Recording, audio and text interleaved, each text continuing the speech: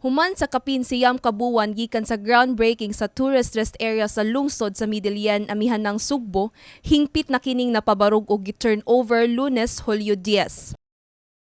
Mao kini ang labing una sa napo ka TRA tibuok Pilipinas nga hingpit na nga na-turn over gikan sa Department of Tourism. Nangulo si Tourism Secretary Cristina Garcia Frasco sa pagbukas sa TRA sa Midilian.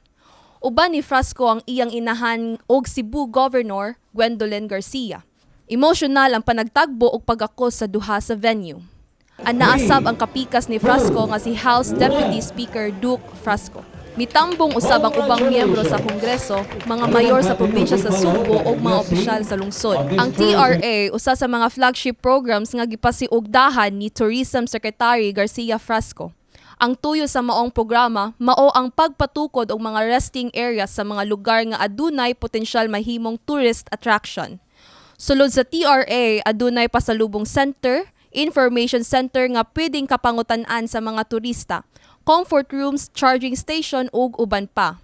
Mipadayag sab sa kalipay si Midilian Mayor Joven Mondigo Jr. nga napilian ang lungsod sa Midilian nga tukuran og TRA. Yes, we are so grateful to the Office of the Secretary of Tourism headed by Secretary Cristina Frasco. Napakalaking bagay po dito na mabigyan tayo ng napakaganda na TRA facility to support sa ating tourism campaign dito sa ating bayan, especially ma-enhance ang tourism experience dito, na giving them comfortable rest area, pag pumunta sila sa bayan. So very timely yon kasi ito yung aggressive approach din natin. Gipasalamatan usab ni Governor Garcia ang tanan nga mitambong ug misuporta sa proyekto sa Department of Tourism. Apan wala kalikayi sa gobernador ang pagpadayag sa iyang gibati kabahin sa mga kritisismo nga gipangbato karon batok sa iyang anak human migawas sa miaging buwan ang controversial nga tourism campaign video sa DOT.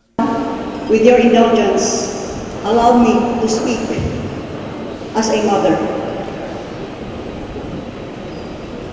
who is extremely pained by witnessing what her beloved daughter has gone through these past few weeks.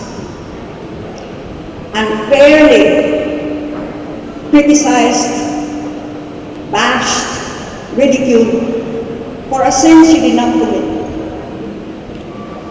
And yet, daughter as she is to this mother, she stood her ground. Atol sa programa, gawas ni Garcia mipadayag usab ang ubang political leader ug lain-laing sektor sa suporta sa DOT Secretary pinaagi sa pagpresentar sa ilang manifesto of support. Apil sa misuporta kang Garcia Frasco mao ang Component City Mayors of Cebu, League of Municipalities Cebu Charter, Tourism Officers of Cebu, Central Visayas Region Business Community, og Chamber of Commerce and Industries ug uban pa. Nagpasalamat usab ang Tourism Secretary sa suporta nga iyang nadawat gikan sa mga Sugbuanon. Over the course of the past few days, much has been said. And what has prevailed over and above everything is that which we all hold in common. We all love the Philippines. This love has been demonstrated in no uncertain terms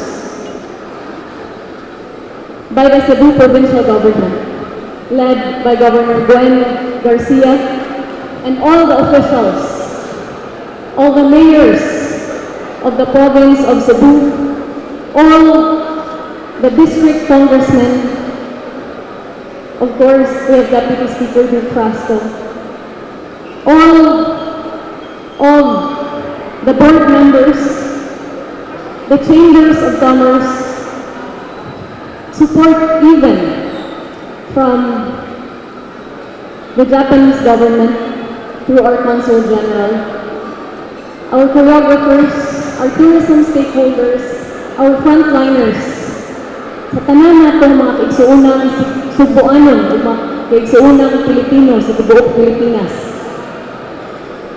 Nabati o nadulog nga ko unsa kaligdong ang inyong pagmahal sa Pilipinas. Daghan kaayong salamat.